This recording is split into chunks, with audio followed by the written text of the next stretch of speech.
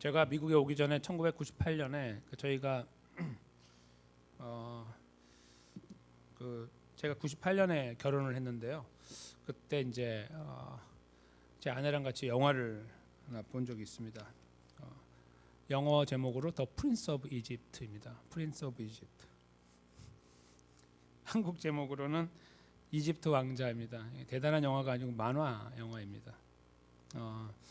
근데 이 드림웍스라는 데서 나왔는데 이 1998년에 한국에서 개봉한 이 프린스 오브 이집트는 성경에 나와 있는 모세의 이야기고 출애굽 이야기입니다.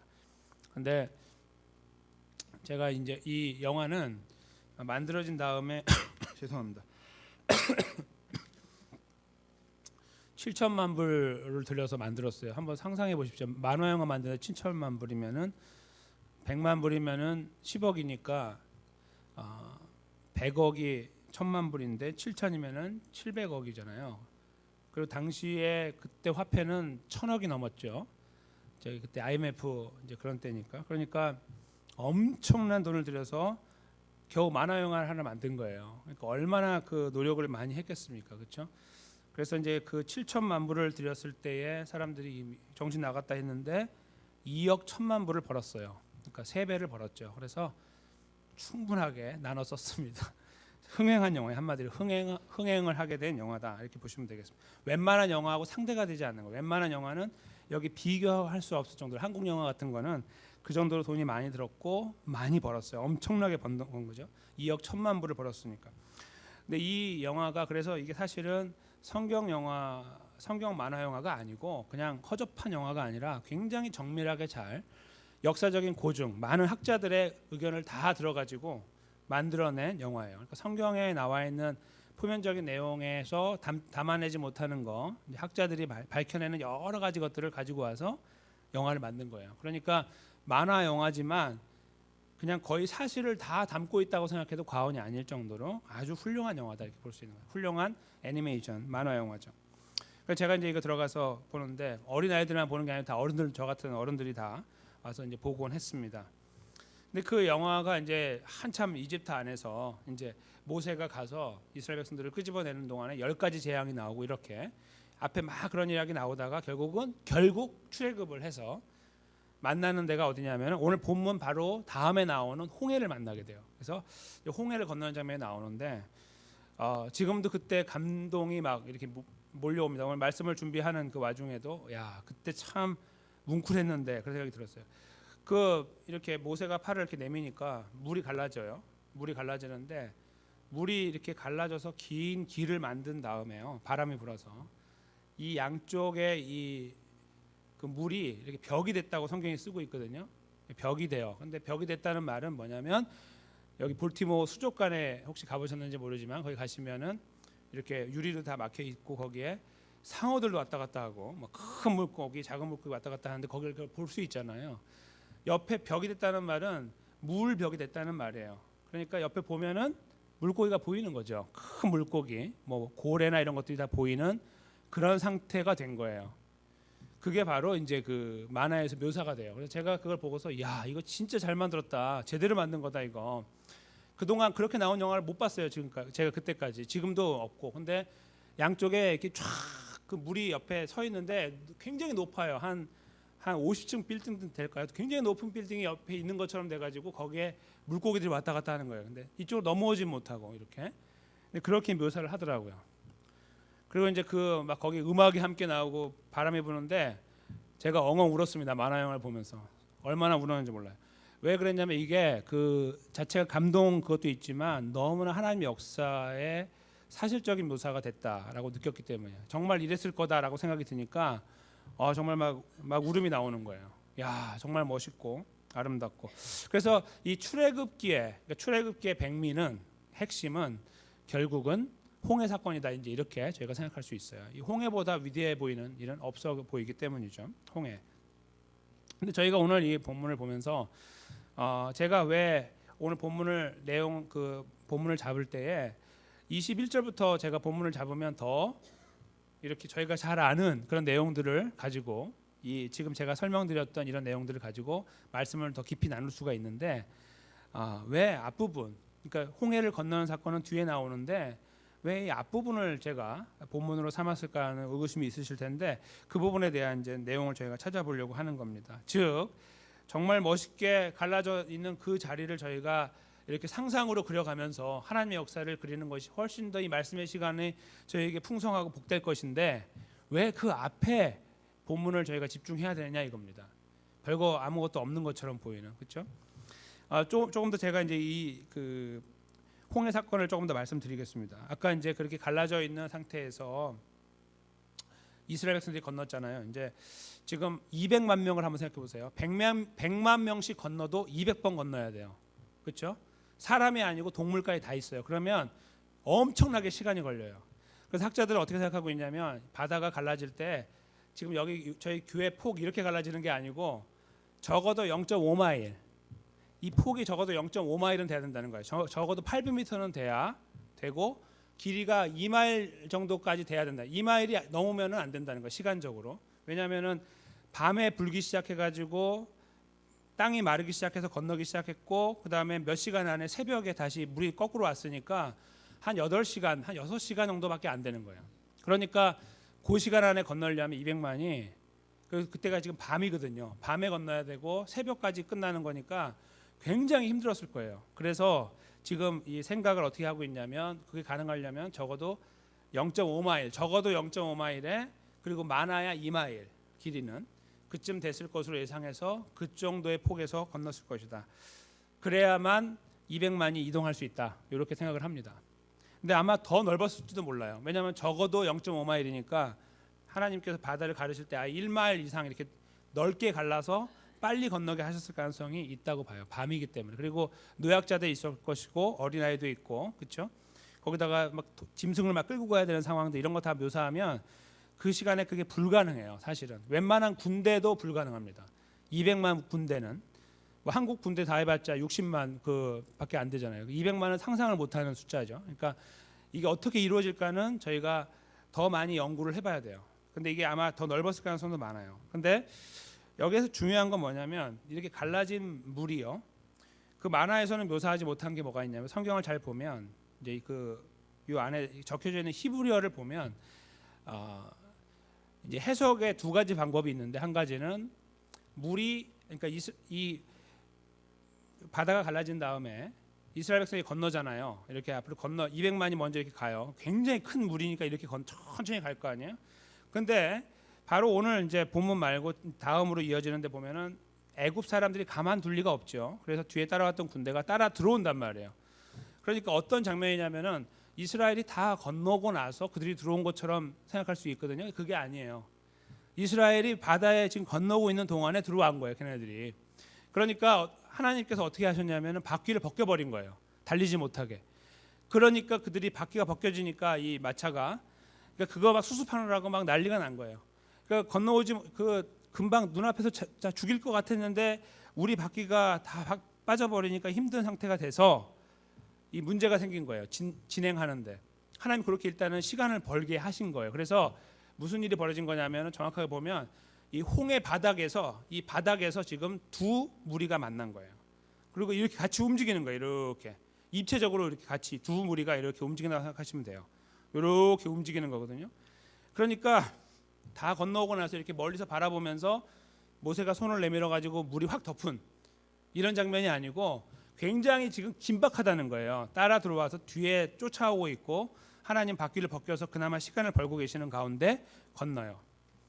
그러니까요. 그런 가운데 모세가 제일 먼저 선착을 했을 가능성이 많아요. 제일 앞에 서서 저쪽 건너편에 가서 있는데 하나님께서 뭐라고 말씀하시냐면 야 이제 손을 내밀어 가지고 저들을 싹 밀어버리자. 그랬더니 26절 이렇게 말씀하시거든요. 우리 본문 저 앞쪽에 그랬더니 모세가 손을 내밀어요. 그래서요 손을 내미는 순간부터 물이 덮치기 시작해요. 그러면 어떻게 되는 거예요? 아직 건너지 못한 이스라엘도 죽어야 되잖아요. 그러니까 물이 어떻게 덮었냐면 저쪽에서부터 덮이는 거예요. 그러니까 물이 한꺼번에 이렇게 덮이는 게 아니고 애굽 쪽을 덮기 시작하는 거죠. 이렇게 물이 저쪽에서부터 이렇게 저쪽에서 덮어와서 이렇게 이쪽으로 오는 거예요. 우리 쪽으로 모세 쪽으로. 그러니까 뒤에는 막 죽기 시작하는 거죠. 막 난리가 나고 이스라엘들은 계속 건너고 있는 거고 앞에서 이렇게 되는 거예요. 이제 그 동사를 잘 확인하면 히브리 동사를 잘 보면 히브리어를 이제 그거를 그렇게 해석할 수도 있고 아니면 조금 더 드라마처럼 해석하지 않는다면 이제 거의 건널 쯤에 물이 덮었다 이렇게 생각할 수 있는데 제가 생각하는 그 상식으로 이 시간적인 틀에서 보면 불가능해요. 200만 명. 군대가 하기도 힘든 거를 할 수가 없어요. 그러니까 그런 과정이 없으면 불가능한. 그러니까 무슨 말씀이냐면은 뒤에서 죽는 거예요. 지금 저희 뒤에서는 물이 여기는 이렇게 벽이 돼 있잖아요. 건너고 있는데 뒤에서는 지금 물이 없고 바다가 된 거예요. 뒤에가. 그래서 다 빠져 죽고 있는 거죠. 그런 상태가 된 거예요. 그게 바로 홍해 사건입니다. 그러니까 그 사이를 지나가는 이스라엘 백성들의 마음이 어땠을까요? 그러니까 여기 옆에 벽이 되는 거 그것만 바라보는 것도 엄청난 일인데 저 뒤에서는 지금 죽는다고 아우성 막 다 죽어나가고 있는 상황 속에 우리는 건너고 있는 맨 마지막에 선 사람들 있잖아요. 맨 마지막 열에 선 사람들은 얼마나 그 드라마를 보면서 놀랬을까요? 무섭기도 하고 그렇죠? 그러면서 건넌 거예요. 이렇게 천천히 해가지고 다 건너게 된 거예요. 그러니까 새벽 역해 그 물이 그렇게 회복이 되기 시작해가지고 이제 거의 새벽쯤에 딱 보니까 다 건너와서 보니까 시체가 된 거예요. 그렇게 됐다는 거죠. 그게 바로 홍해 사건입니다. 그래서 홍해 사건은 아까 제가 말씀드린 그 프린스 오브 이집트라는 그 애니메이션이 표현한 것보다 훨씬 더 극적이었다. 그것이 성경이 표현하고 있는 내용이에요. 그런데 있잖아요. 그래서 저희가 자꾸 이렇게 홍해 사건에 대해 더 많이 집중하려고 하고 참 그 멋있는 하나님의 구원에 대해서 저희가 더 많이 경험해 보고 싶어 하고 우리 삶에서 그렇게 생각할 때가 많아요. 그래서 어떤 의미에서 오늘 본문은 비인기, 별로 의미 없는 이거는 그냥 지나가도 되는 것처럼 보이는 본문이다 이거예요. 그걸 설명하기 위해서 제가 조금 더 이렇게 말씀을 드린 겁니다. 근데 오늘 본문은 그러면 왜 의미가 있느냐 이거예요. 지금 이스라엘 백성들이요. 이제 그 애굽에서 나와서 아라비아 그 시내 광야를 지나서 이제 아라비아 쪽으로 이렇게 넘어가는 그쪽 미디안 쪽 넘어가는 그 어간까지 와 있는데 하나님께서 애국 군대를 출동시켜서 그들이 막 그냥 저 아래서부터 부글부글 끓어올라 가지고 막 열이 막 여기 끝까지 올라가게 한 거예요. 그래서 전부 다 막 이게 속된 말로 뚜껑이 열려서 전부 다 정신없이 막 뛰어온 거예요. 다 죽은 사람들을 다 제끼고 군대에서 장자들은 다 죽었으니까 차자로 구성된 그렇죠? 차자나 삼남으로 구성되는 뭐 그런 아들들로 돼 있는 600명을 만든 거예요. 정예 부대를 구성해가지고 마차 타고 나오고 말 타고 나오고 그 다음에 실제로 보병까지 같이 나왔어요. 보병. 그러니까 전체 군대가 출동했다고 보시면 돼요. 그렇게 와서 잡으려고 왔는데 하나님께서 이스라엘 백성들을 잠깐 돌리신단 말이에요. 원래 이제 좀 더 앞서가고 있었는데 잠깐 돌려서 거꾸로 이집트 쪽으로 가게 하는 거예요. 그러니까 이게 그냥 금방 만나버리게 된 거예요. 이렇게 움직이다 보니까. 그러니까 도간에 든 쥐처럼 된 거예요. 이스라엘이. 그렇게 되면 안 되는데, 그렇죠? 그렇게 하니까 이제 사람들이 불평하기 시작하는 거예요. 왜 여기서 우리를 죽이려고 이렇게 하느냐라고 할 때에 이제 오늘 본문의 말씀이 있는 거예요. 그게 뭐냐면 우리가 저리로 가자. 저쪽에 하나님께서 우리에게 저 바다 쪽으로 가라고 하신다. 이렇게 이야기하는 거예요. 근데 지금 모세가 하는 말이요. 이렇게 돼 있죠. 16절에 보시면 이게 지금 하나님께서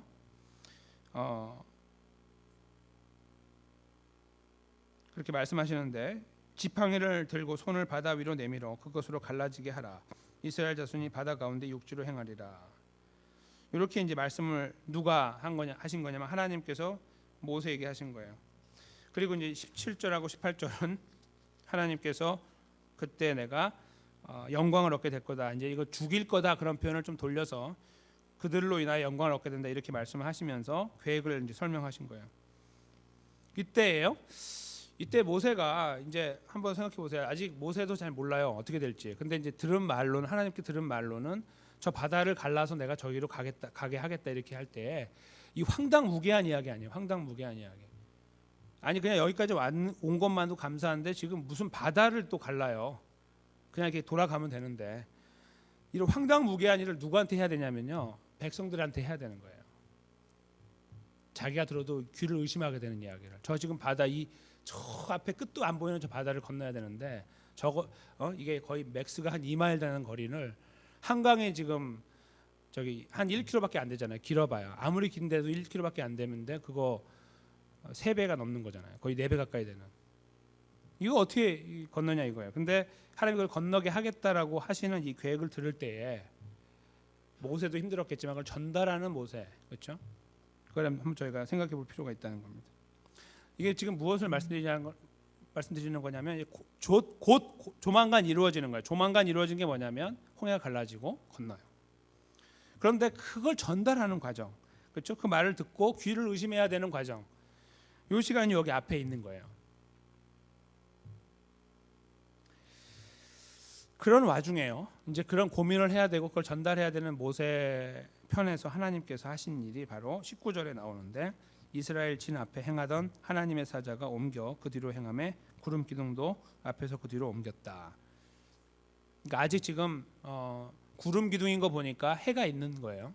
아직 조금 이렇게 밝아요. 밝으니까 구름 기둥이 와서 밤에는 불 기둥인데 구름 기둥인 거 보니까 낮 시간이죠. 그래서 그것이 뒤로 와서 이렇게 막아주게 된 거예요. 그리고 20절에 보면 애굽 진과 이스라엘 진 사이의 선이 저편은 구름과 흑암이 있고 이 편은 밤이 광명함으로 밤새도록 저편이 이 편에 가까이 못하였다. 이렇게 하나님께서 쓰고 계십니다. 즉 하나님께서 도우신 역사는 뭐냐면 쫓아오고 있는 애굽의 군대를 잠깐 막기 위해서 구름 기둥을 뒤쪽으로 옮겨서 그쪽이 접근하지 못하던 어두움을 그쪽에다가 이렇게 퍼부어 주신 거죠. 그래서 시간을 벌 수 있도록 하고 그 동안에 이스라엘 백성들에게 전달을 하는 거예요. 모세가 야 우리 건너가니까 준비해라 이렇게 준비를 시키는 과정으로 가게 됐다는 거예요. 근데 이 과정이요, 잘 생각해 보십시오. 이 과정이 이스라엘 백성들에게는 이제 어떤 과정이냐면 앞으로 큰 드라마를 경험하는 과정이에요. 그렇죠? 그거를 준비하는 과정입니다. 근데 이스라엘 백성들이 하나님을 지금까지 경험하지 못하고 왔느냐 하는 질문을 한번 해보십시오. 하나님을 경험하지 못했습니까? 10번이나 경험했어요. 10번이나. 그렇죠? 10가지 재앙을 통해 하나님을 경험하고 심지어는 애굽 사람들조차도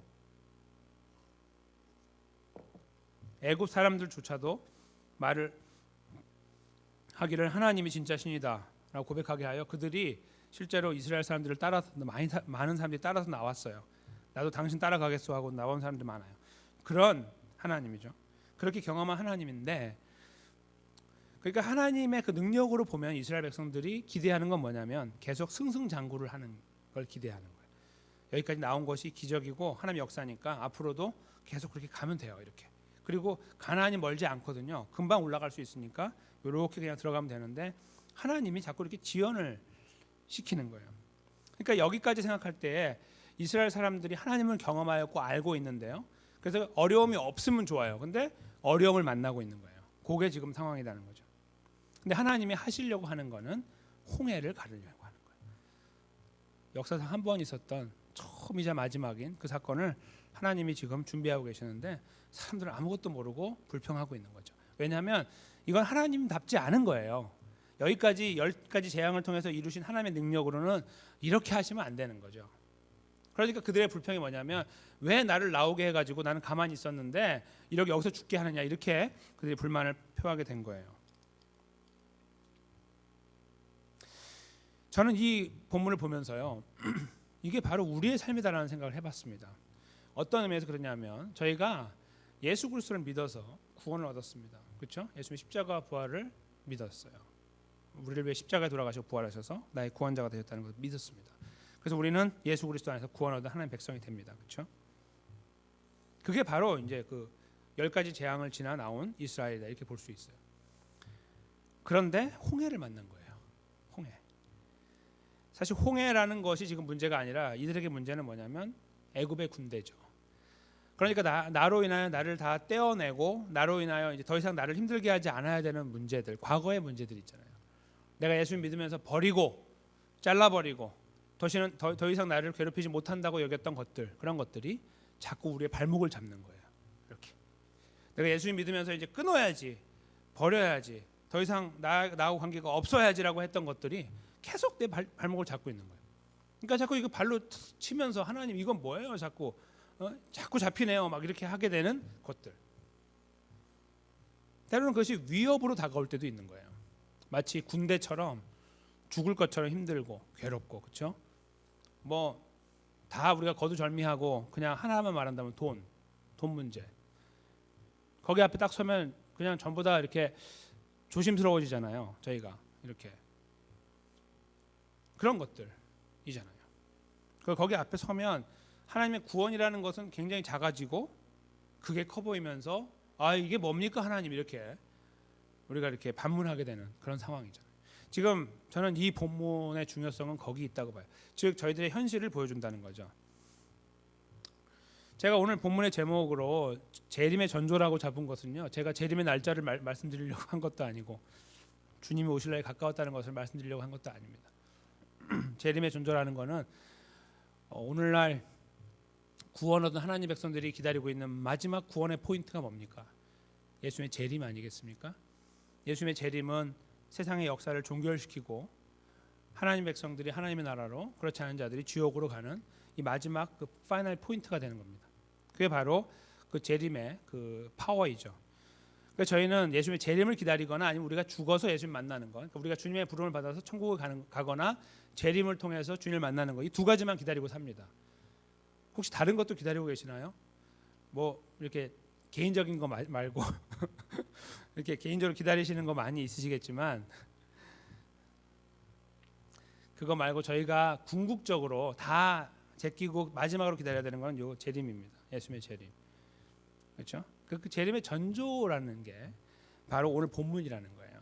그러니까 재림이 보이는 거, 재림이 이루어질 거야라고 하는 것들을 볼 수 있는 기회가 바로 그 홍해에 들어가서가 아니고요. 홍해는 바로 재림 사건과 같은 거죠. 그런 의미에서 그거 말고요. 요 앞에서 왔다 갔다 하면서 저쪽 뒤에는 군대가 있고 앞에는 바다가 있는 요 상황이 바로 재림의 전조가 된다, 그런 말씀이에요. 왜 그러냐면요, 저희가 살아가는 삶이 그냥 늘 이렇기 때문인데, 어려움과 힘든 시간들이 있기 때문인데, 그 시간을 지나면 우리가 예수 그리스도를 만나고 천국에서 만나거나 아니면 재림을 통해 만나는 그런 시간으로 가기 때문입니다. 왜냐하면 우리는 구원을 받았으니까요.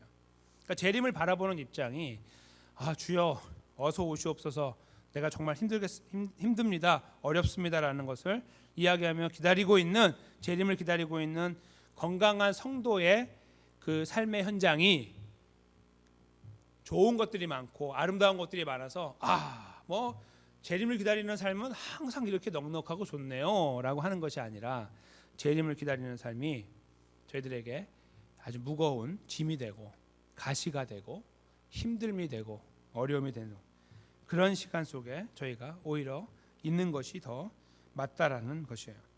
그래서 재림의 전조라는 것은 즐겁고 좋고 뭐 풍성한 것이 아니라 힘들고 어렵고 괴롭고 낙담되고 좌절되는 그런 시간이다라는 겁니다. 그게 바로 재림의 전조가 되는 거예요. 근데 그것만이 아니에요. 여기서 이제 요 한 가지가 이제 저의 오늘 말씀의 마지막이 되는데요. 재림의 전조, 힘들고 그렇죠. 오늘 여기 본문처럼 이거 앞으로도 못 가고 뒤로도 못 가는 그런 상황처럼 보이는 거. 근데 거기에 뭐가 있었어요? 오늘 본문에 하나님의 방향, 하나님의 지시가 있었어요. 이렇게 하라고, 저리로 가라고. 그리고 하나님의 뭐가 있었습니까? 도우심이 있었어요. 그것이 핵심입니다. 그러니까 재림의 전조는 힘들어요. 하나님 백성이 사는 거 힘든데 그냥 내동댕이 쳐가지고 힘든 것이 아니라 힘든 속에 하나님이 함께 하시는 거예요. 저희 뒤를 막아주시고 앞길을 열어주시는 하나님이 계시는 거예요. 그게 바로 재림의 전조에서 저희가 느끼는 거예요. 하나님 백성들만 느낄 수 있고 누릴 수 있는 것이죠. 저희가 그저 너무너무 힘들어서 그냥 죽을 것 같습니다라고 외치고 있는 순간에 하나님이 그러면 그 외침 때문에 다가오셔서 손을 한번 내밀어 주시는 것이 아니고, 그 외침이 있건 없건 이스라엘 백성들이 거기서 어떻게 불만을 표현하고 감사를 표현하고 관계없이 그저 하나님께서는 그들을 사랑하셔서 그들에게 오셔서 그들을 막아주시고 길을 열어주신 것처럼 저희들 삶에도 그렇게 함께하여 나가심으로 반드시 구원의 역사가 종결된다라는 것을 저희에게 일러주신다는 거예요. 그게 바로 재림의 전조죠. 저희는 그래서 그것을 하나하나 경험하면서 주님을 더 고대하게 되는 거예요. 더 의지하게 되고 바라보고 신뢰하게 되고, 이 문제도 맡길 수 있는, 지금 내가 지나가고 있는 어렵고 힘든 문제, 불가능해 보이는 문제조차도 맡길 수 있는 믿음이 우리 안에 이렇게 새롭게 생성된다는 것입니다. 그것이 바로 재림의 전조예요. 왜냐하면 그런 과정을 통해서 우리가 무엇을 보기 때문이냐면 하나님의 살아계심을 보고요. 첫째는. 둘째는 우리와 함께 하시는 예수 그리스도가 우리를 끝까지 붙잡고 인도해 나가신다는 걸 보기 때문입니다. 그래서 재림의 전조는 그래서 우리에게 힘들고 어려운 것이 분명하지만 현실적으로, 그러나 그 자리가 우리가 외롭지 않고 고되지 않고 고단하지 않고 우리가 힘들어 쓰러지지 않는 그런 자리가 돼요. 그것이 바로 재림의 전조입니다. 하나님께서 우리와 함께하고 계시고 우리의 걸음을 인도해 나가고 계시기 때문입니다. 하나님께서요 저희들에게 이런 구원의 확신 내지는 우리를 버리지 않고 끝까지 지키신다는 그런 내용의 말씀을 주실 때에 아주 기가 막힌 표현 한 가지를 저에게 주셨습니다. 그게 바로 보증금이라는 거 아시죠? 보증금, 영어로 디파짓. 성경에는 보증금이라고 쓸 수 없어서 보증이라고 썼어요.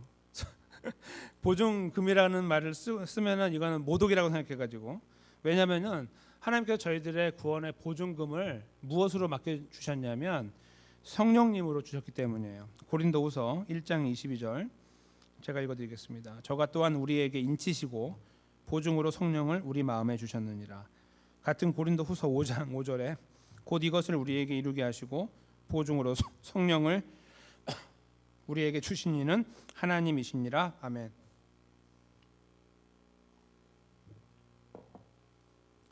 재림의 전조는 그래서요 어떤 상황이 바뀌고 전쟁이 막 일어나고 기근이 일어나는 거 예수님 말씀하셨잖아요. 그렇죠? 이런 것들이 이제 세상의 마지막에 가까울수록 사람들은 사랑이 식어지고 서로 미워하게 되고 이런 것들도 말씀하셨지만 세상의 변화, 문명의 변화, 또 뭐 기후의 변화 이런 것들도 한꺼번에 대략적으로 말씀해 주셨어요. 그렇죠? 근데 그런 것들을 바라보면서 저희가 주님 오실 날에 가까운다라는 것 전조라고 생각합니다. 근데 저는 거기에 너무 집중하실 필요 없다고 말씀드리고 싶은 것이 옛날이나 지금이나 똑같아요. 그러니까 저희가 지금 21세기 살면서요 과학 문명이 발달해 가지고 뭔가 레코드가 남아 있으니까 옛날이나 지금에 다르지 않고 지금이 더 심한 것처럼 보이잖아요. 안 그렇습니다. 그리고 한국에도 지진을 연구하는 분들을 보면 지금 한국에 지진이 없지만 한국의 지진은 300년에 한 번씩 온다고 연구 결과가 나와 있어요. 우리는 경험할 수가 없었어요. 지금 경험할 수가 없어. 300년 여기 사신 분 안 계시잖아요. 그러니까 경험하지 못했던 일이에요. 역사 속에서. 그래서 역사서를 들여다봐야 나와요. 예전에 저쪽 포항 쪽에, 그러니까 신라 그쪽에 기록들이나 조선의 기록들을 봐야 안다는 거예요. 그런 겁니다. 그렇죠? 그러니까 지금 저희는 마치 지금만이 지진이 막 일어나는 것처럼 보이고 화산이 폭발하는 것처럼 보이지만 아닐 수도 있다는 거예요. 계속 대화가 왔을 수 있는 거죠. 그러면은 지금만 페루나가 나타났습니까? 자녀가 부모를 죽이는 이런 페루나들이 지금만 드러났어요? 아니요. 옛날에 없었나요? 있었죠. 뉴스가 없으니까 보지를 못했을 뿐이죠. 그렇죠? 그러니까 다시 말씀드리면 예수님 말씀하신 그런 것들에 너무 저희가 연연해 가지고요. 그런 거 보러 보면서 이거 봐라. 이게 바로 재림의 전조다. 이렇게 말씀하시는 거는 무리가 있다는 거예요.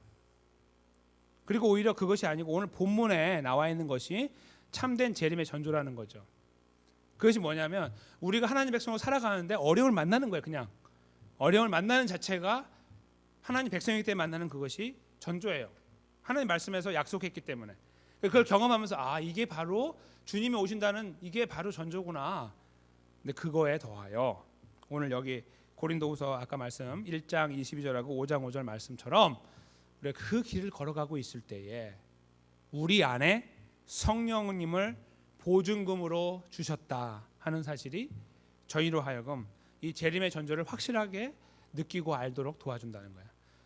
이게 다르게 말씀드리면 저희가요 하루하루 살면서 힘들지만 주님을 의지하려고 하는 거, 기도하려고 하는 거, 이 문제를 맡기는 거 있잖아요. 이 일련의 과정들이 바로 재림의 전조라는 거예요. 우리 스스로 그걸 느끼고 있는 거라는 거예요. 그리고 한번 잘 생각해 보십시오. 만약에 저희가 갖고 있는 믿음이 사실이라면요, 그렇죠?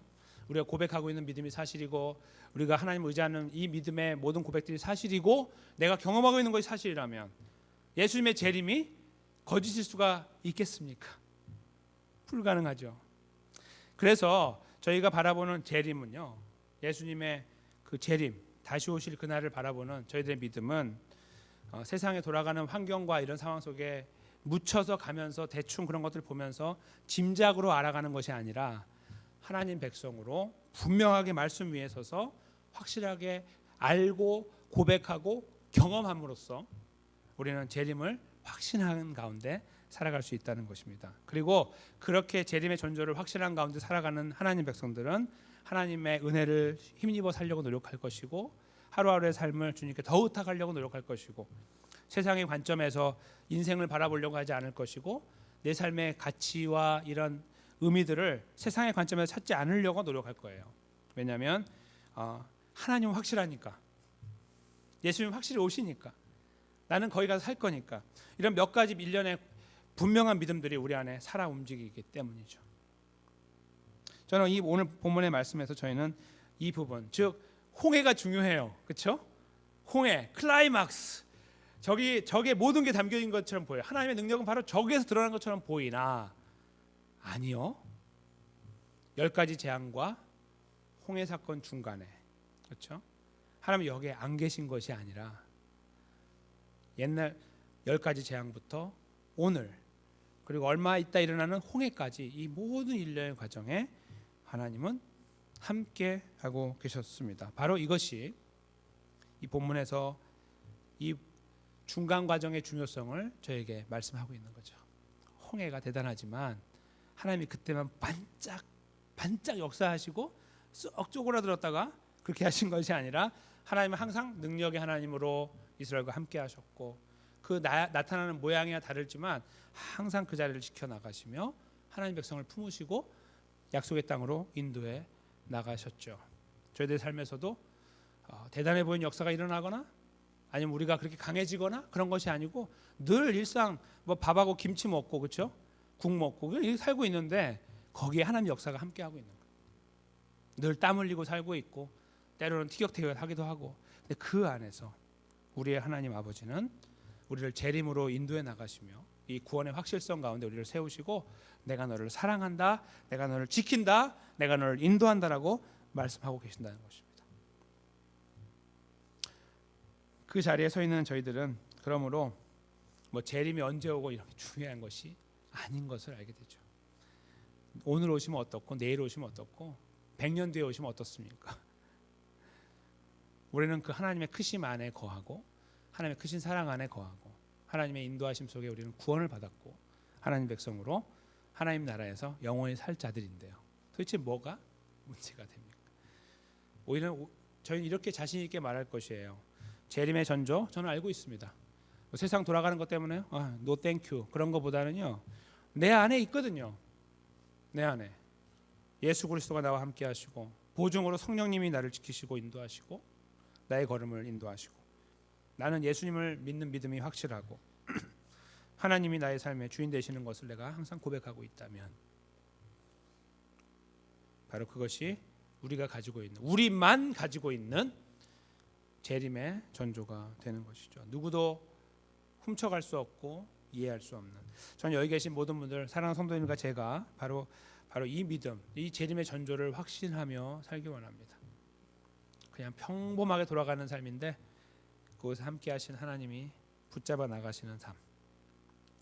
그래서 주님 어서 오시옵소서로 고백할 수 있는 믿음의 삶. 그 삶에 견고하게 세워져서 은혜를 누리시고 힘있게 걸어가시는 하나님 백성들로 세워지게 되시기를 예수 그리스도의 이름으로 간절히 축원합니다. 함께